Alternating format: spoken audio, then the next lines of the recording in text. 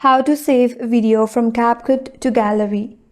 Hi everyone, this is Kate and welcome back to another video, and in this video we will see how you can save video from CapCut to gallery. So without further delay, let's get started with this video. So if you are done editing your video on CapCut, now you want to export or save it to your gallery. Here is how you can do it. Once you're done editing, head towards the top right. There you will have two options. One is to select the resolution. Tap on the drop down, and from here you can select the resolution frame rate. And once you're done selecting your preferred resolution, all you have to do is tap on the export button.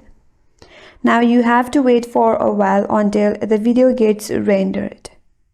Once the video is exported completely, you will find your video saved in your gallery. All you have to do is close CapCut and then open gallery. There in the CapCut folder, you will find your video.